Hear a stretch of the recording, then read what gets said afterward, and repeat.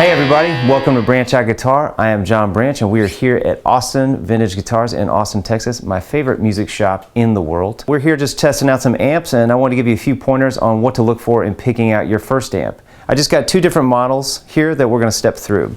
The first one I have is a Princeton reverb amp and the second one is a Marshall JCM 2000. There's many different types of features, but these are the basic features that you could look for as you start going to get your first amp here. So the first thing that you want to look for when you're looking at an amp is whether it has just one volume setting or it has a master volume setting. The Princeton doesn't have a master volume at all. It just has one volume circuit.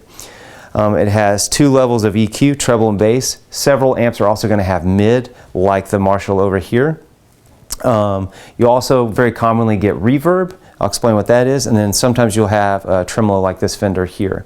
You can also get other amps that have a whole different variety of modeling, meaning they'll simulate the sound of more classic amps like these and others, and they have effects built into them. They're a little bit more complicated, I think, to start off with for your first amp. I think getting something simple like this, where you're focusing just on the pure tone, is a lot better thing.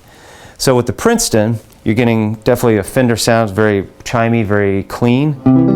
Can be at lower volumes, just playing a C, G chord. Here,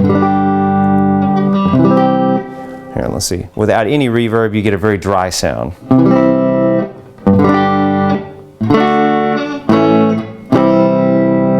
Very much just the direct room sound that you're in or where the amp is in, like that. As you turn up the treble, you're adding brightness to the sound, you know. I didn't change anything other than the treble there. It's definitely getting a brighter sound there. I can add a lot more bass. You're going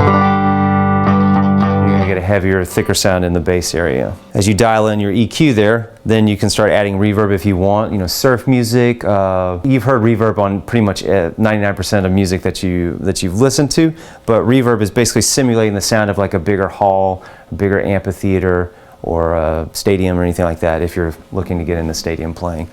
But I could add a little bit of reverb. You can hear kind of that echo a little bit in the amp, and as you turn it up more, you're getting much more into kind of surf territory. You hear that change. It's like I'm stopping the chord, but now you're hearing it ring out because of the reverb effect that's built into that amp there.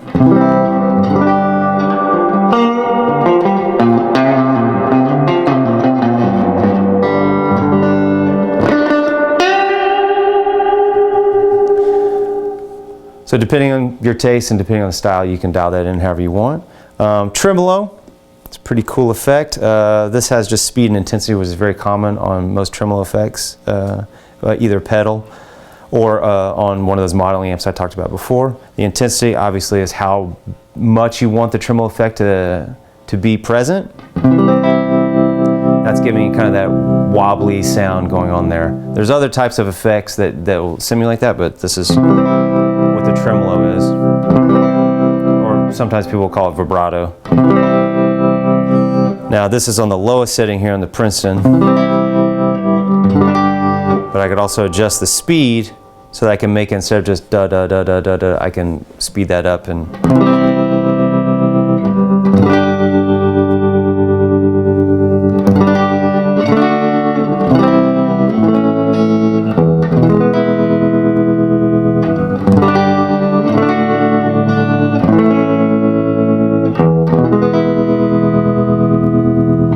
pretty cool. So depending on the type of amp that you get, but if you get one of these circuits here that just has a volume knob, there is a way of getting a heavier, more distorted sound. You just have to turn it up. So just be sure you meet with your neighbors and or your local police.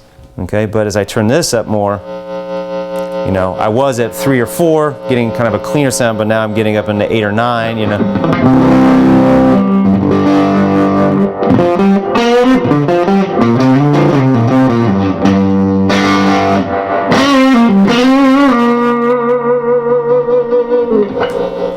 You get a lot more tube saturation. These are tube amps, so as you turn it up, you're driving that tube a little bit more, causing that distortion, which technically is not supposed to be ideal, but on everybody else's ears, it sounds pretty cool.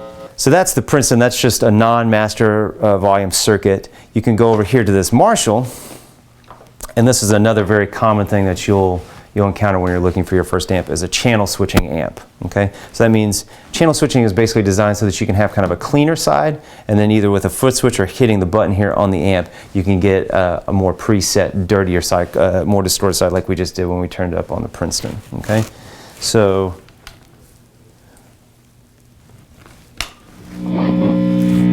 let's adjust this up.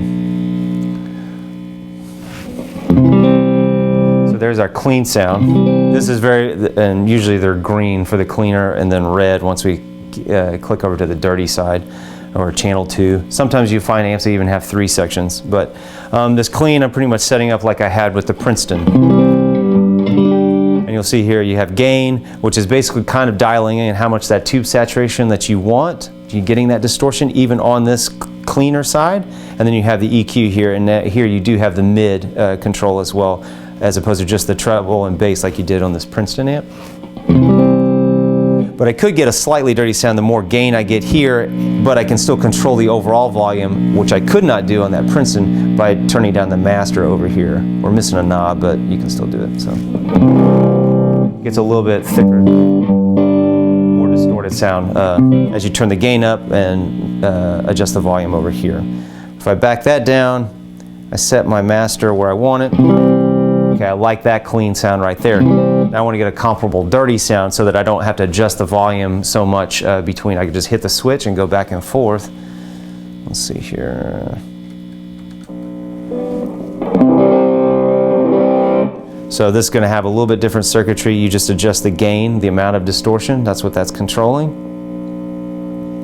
And then you get your EQ. I'll set it kind of the same way that I have on the other channel.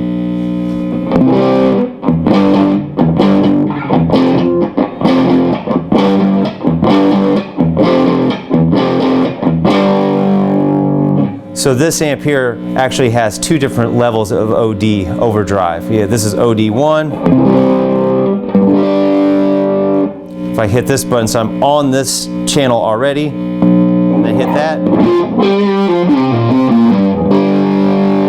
you get a much thicker, super heavy lead sound. So that's pretty much it, what you're looking for when you're looking for buying your first amp. Again, like guitars, the more money you can put into it, the better, but you can still find a nice quality amp, for around $200 or $250. And generally, these are the styles that I think you'll generally look for.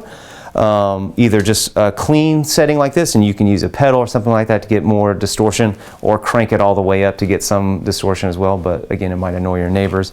Or you can get one of these channel switching amps, which has a clean setting and a dirty setting, sometimes varying levels of dirty or distortion, and you can adjust that with the master volume. It goes up from there. You can find other amps that, like I said before, that are called modeling amps, where they have effects built into them, and all 10 to 15 to 20 different effects. Those are really cool amps. They're not always my favorite amps because the sound quality isn't as good as something more basic like these, which I think is the more important thing to focus on when you're getting your first amp, is getting a nice, full, fat tone. Not necessarily so much all the different features and functions of it, but really just what's the general sound of that amp. That's what's going to be most important. So be sure to subscribe to the channel, and you can comment and share below, and check out branchoutguitar.com. Thanks so much to Austin Vintage Guitars again, and we'll see you next time.